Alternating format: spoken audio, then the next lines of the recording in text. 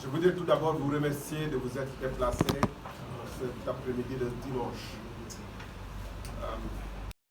Je voudrais aussi, en ma qualité de député et de président de la République des Valeurs, présenter mes sincères condoléances à tous ceux qui ont perdu la vie lors des événements de ces derniers jours.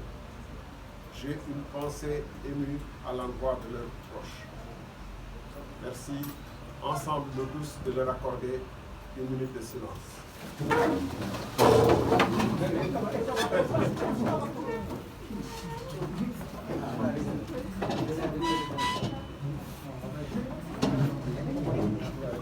Merci.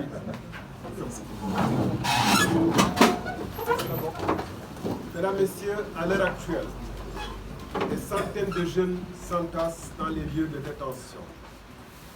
Il y a, à l'encontre de certains d'entre eux, des soupçons de mauvais traitement. C'est ainsi que notre ami Lansana Diarisso, embarqué dans une fourgonnette le jeudi 1er juin, selon des témoins, alors qu'il était blessé, a été rendu mort à sa famille et enterré hier. De même, des images insoutenables du lynchage public d'un agent de police circulent. Fort heureusement, ce dernier a échappé au sinistre sort qui lui était rêvé par des jeunes enfants. Cela vient après que, dans la localité de Yoff, un vigile a été tué, sauvagement tué, pour avoir été pris pour un policier. La haine est donc en train d'être semée et entretenue entre compatriotes, selon qu'ils soient d'un camp ou de l'autre, selon qu'ils soient membres des forces de défense et de sécurité ou de simples citoyens. L'heure est grave, chers compatriotes. La jeunesse sénégalaise est exténuée, poussée à bout par les humiliations, l'absence de perspective, des lendemains incertains, le manque d'espoir, l'injustice, la malgouvernance, la corruption, la trahison de la parole donnée. Une frange de cette jeunesse naufragée a fait le choix de dire brillamment stop à tout cela. Le phénomène du Barça ou Barça avait déjà prouvé l'immense désespoir dans lequel chavire une grande partie de cette jeunesse, ainsi que le potentiel suicidaire qui habite certains d'entre eux. Quelle fut la réponse du régime de Macky Sall? Si nous ne prenons pas le temps d'écouter et d'entendre la lassitude et l'immense désarroi de la jeunesse de ce pays, nous n'aurons pas assumé devant l'histoire nos responsabilités.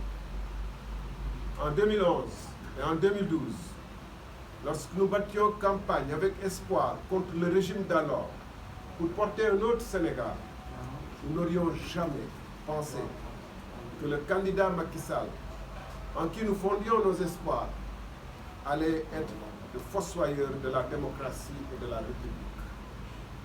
Le président Macky Sall a assurément déçu. Il a continué les pratiques abjectes, dénoncées et combattues sous Abdoulaye Wade. Nous l'avons averti à plusieurs reprises à l'intérieur du gouvernement.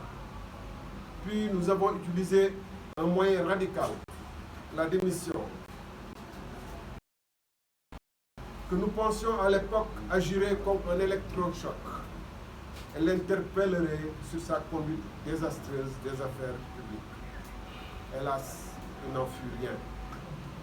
L'accaparement volontaire des richesses du pays par une petite clique est devenu flagrante. Voyez comment la bande de Filao de Guédiawaye a été découpée et partagée entre copains, et comment tout le littoral est en train d'être bradé. Mais plus grave, le président Macky Sall a accentué la manipulation de la justice. Plus personne ne croit à l'indépendance de celle-ci. Jusqu'à ce qu'un grand juge tourne le dos à la justice en affirmant sans embâche: je démissionne d'une justice qui a démissionné. Les preuves sont flagrantes des atteintes à l'égalité des citoyens devant la loi. Le traitement du rapport de la Cour des comptes sur l'utilisation des fonds de la COVID-19 en est un parfait exemple. Alors que les citoyens attendent un jugement exemplaire des mises en cause, certains sont promis à des postes et se retrouvent à gérer des fonds très conséquents. La justice au Sénégal semble aujourd'hui être utilisée à des fins politiques, voire politiciennes. Des dossiers judiciaires sont mis sous le coude. D'autres sont accélérés pour liquider des adversaires ou sont brandis pour menacer des opposants potentiels. Le dernier exemple en date est l'affaire des fonds du ministère de la Jeunesse et du ministère des Sports consacrés aux campagnes des Lions du football pour la Coupe du Monde. L'opinion ne sait plus à quelle justice se fier. Nous l'avions dit et nous le répétons, la mort de la justice, c'est la mort de la République.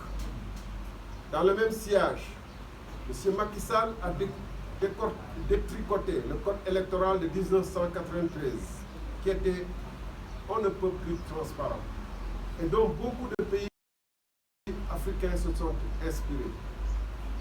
Il a éliminé certains adversaires par le parrainage et d'autres méthodes sorties de sa manche.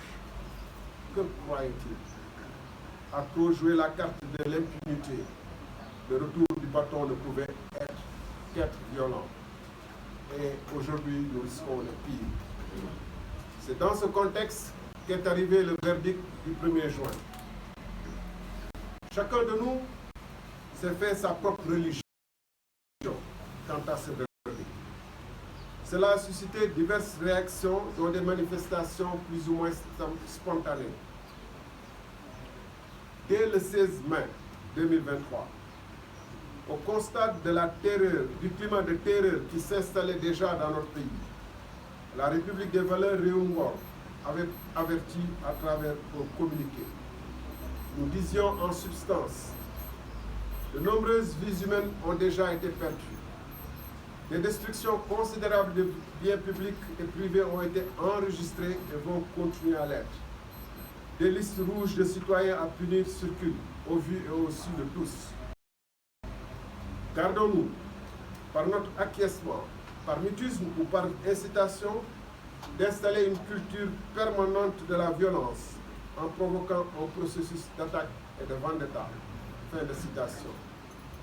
Certes, le mouvement populaire est nécessaire pour faire entendre Macky Sall, pour faire entendre raison à Macky Sall. Les avancées démocratiques obtenues dans ce pays l'ont été toutes grâce aux pressions populaires. J'ai personnellement toujours défendu le droit constitutionnel de manifester, même lorsque j'étais dans le gouvernement. Tout en reconnaissant et en défendant les libertés fondamentales, nous ne pouvons pas fermer les yeux face à ces images de dégradation et de saccage de biens publics et privés. Nous ne devons pas en arriver à ce stade où tout part en fumée, où le policier et le jeune qui habitent le même quartier, la même maison, qui vivent les mêmes angoisses d'un pays saboté par ses dirigeants, en arrivent à devenir des ennemis irréductibles, à se haïr et à s'entretuer. Hélas, nous le constatons, le niveau de violence est arrivé à ce paroxysme au Sénégal. Même dans les pays où des millions de personnes sont descendues dans la rue pour faire la révolution, les universités n'ont pas été brûlées, les biens publics n'ont pas été pris pour cible, ni les biens privés. En vérité, nous assistons sous nos yeux à l'attaque contre les infrastructures qui permettent le fonctionnement du pays. On ne peut aimer ce pays et vouloir le mettre à terre. Par ailleurs, les menaces ouvertes contre les personnes sont inacceptables et certaines attitudes sont inqualifiables. Il ne faut pas non plus que la cohésion nationale et sociale soit menacée. Le Sénégal n'y survivrait pas. ce seront encore les plus vulnérables, ainsi que cette jeunesse malmenée, qui en paieront le prix le plus